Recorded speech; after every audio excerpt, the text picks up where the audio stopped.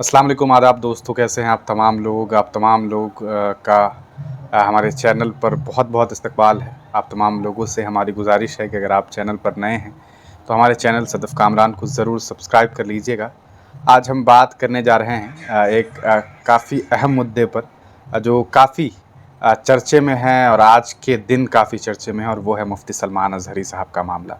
देखिए दोस्तों, आप तमाम लोग जानते हैं कि लगातार मैं हिंदुस्तानी मीडिया चैनल पर आप तमाम लोगों के बीच रूबरू होता रहता हूँ। देश दुनिया भर की तमाम अहम ख़बरों को हम कोशिश करते हैं कि आप तक पहुँचाते रहें।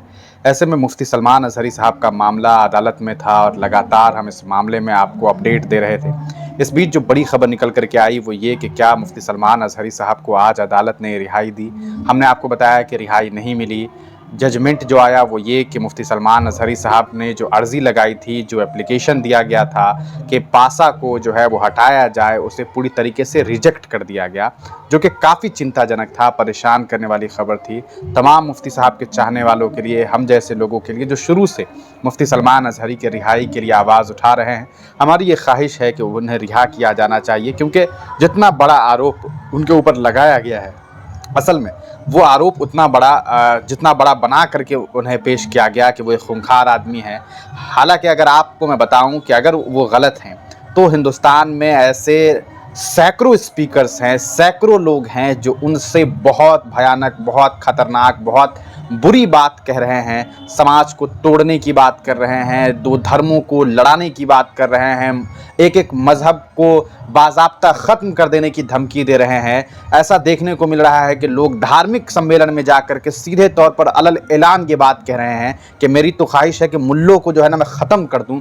इस तरह की बातें की जा रही है, लेकिन ऐसे लोगों के ऊपर कार्रवाई नहीं होती है। और मुफ्ती सलमान अज़हरी पिछले 6 महीने से जेल में कैद हैं, उनके ऊपर पासा इम्पोज किया गया हुआ है, लेकिन उन्हें रिहाई नहीं मिल रही है। ये एक बड़ा मामला है और इस मामले को लेकर के तमाम लोग चिंता में हैं, परेशान हैं। मैं सुबह सवेरे उठते ही सबसे पहले गुजरात हाई कोर्ट के मामले को सुनने के लिए जो है वो मैं तत्पर था कि क्या मामला होता है। मैंने पूरी हियरिंग सुनी, उसमें जो बातें सामने आई वो काफ़ी निराशाजनक रही। मुफ्ती साहब के फेवर में ये केस किसी तरह नहीं गया।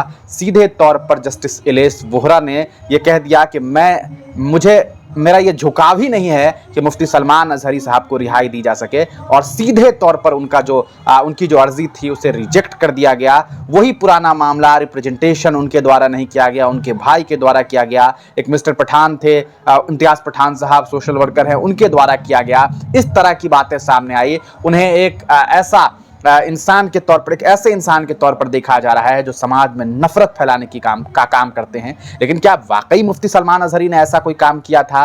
अगर आप उनके स्पीच देने के बाद का एक वीडियो दिखा दीजिए, मुझे एक वीडियो दिखा दीजिए कि उन्होंने स्पीच दिया, उसके बाद किसी सम्मेलन में जो मुसलमान थे, जो भी लोग उन्हें सुन रहे थे, उन लोगों ने कोई ऐसा काम किया जिससे ये बात समझ में आए कि उनके स्पीच के देने के बाद ऐसे मामला सामने आए। मुफ्ती सलमान अज़हरी लगातार लास्ट टाइम जब वो स्पीचेस दे रहे थे, उनमें उन्होंने ड्रग्स को लेकर के बातें की कि नौजवानों को ड्रग्स नहीं लेना चाहिए। वो जेल में जाने के बाद भी भारत देश के मुसलमानों को ये बात कहते हैं कि हम यहाँ देख रहे हैं कि जेल में जो नौजवान मुस्लिम कैदी हैं वो ड्रग्स का इस्तेमाल करते हैं। वो दुख, वो पीड़ा लेकर के वो जेल में भी पीड़ा को जब वो देखते हैं, वो दुख दर्द को देखते हैं, तो वो बयान करते हैं कि ऐसा नहीं होना चाहिए। लेकिन वो मुफ्ती सलमान अज़हरी आज जेल में है। सवाल तो ये है कि जिस देश में 25 मुस्लिम सांसद चुने गए, 24 मुस्लिम सांसद, क्या उन 24 मुस्लिम सांसदों ने उनके लिए आवाज़ उठाई? कौन कौन लोग हैं जो देश में दूसरी बार, अभी लोकसभा चुनाव के ख़त्म होने के बाद दूसरी बार सदन चल रहा है, किन किन लोगों ने मुफ्ती सलमान अज़हरी के लिए आवाज़ उठाई? ये भी एक बड़ा सवाल है। कौन कौन लोग हैं जो उनके लिए आवाज़ उठा रहे हैं? कौन है जो सड़कों पर उतर करके उनके लिए शांतिपूर्वक आवाज़ उठाना चाहता है? कौन है जो अलग अलग ज़िले के डिस्ट्रिक्ट मजिस्ट्रेट से मिल करके कोई अपील दर्ज कर रहा है कि साहब देखिए मुफ्ती साहब को रिहा किया जाए क्योंकि वो एक भले व्यक्ति हैं?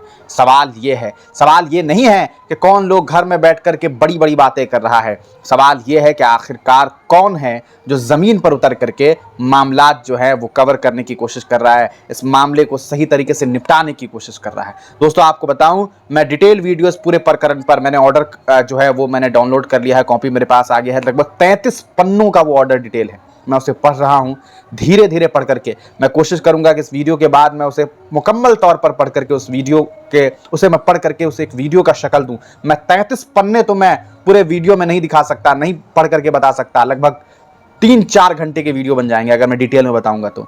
लेकिन मैं कोशिश करूंगा कि 15 मिनट में, 20 मिनट में पूरे मामले का मुकम्मल जो कहा जा सकता है सार होता है, मुकम्मल जो समरी होगा उस पूरे केस का, वो हम समझ करके आप तमाम लोगों तक जो है हिंदुस्तानी मीडिया चैनल पर जो है हम उस वीडियो को अपलोड करेंगे। तो आप सदफ कामरान, जो ये मेरा पर्सनल चैनल है जिसपे मैं व्लॉगिंग, जिसपे मैं बहुत सारी बातें, बहुत सारी अच्छी बातें मैं आप तक करने वाला हूं और मैं करता रहूंगा मुसलसल। मैं आप लोगों के बीच यहां आता रहूंगा। यहां पर कोई गाइडलाइन नहीं होगा, यहां कोई चैनल वाली बात नहीं होगी, यहां सिर्फ हम होंगे, आप होंगे, आपका सदफ होगा और आपसे बातें होंगी। तो आप इस चैनल को तो जरूर सब्सक्राइब कर लीजिए और साथ में अगर आपने हिंदुस्तानी मीडिया नहीं सब्सक्राइब किया, अभी सर्च कीजिए, सब्सक्राइब कीजिए। वहां पर हम देश भर की, दुनिया भर की तमाम बड़ी खबरों के साथ जो है रूबरू होते हैं आप तमाम लोगों के साथ। तो आप तमाम लोगों का वीडियो देखने के लिए बहुत बहुत शुक्रिया। आगे क्या कुछ इस मामले में अपडेट होने वाला है, सब कुछ वहां आपको मिलने वाला है।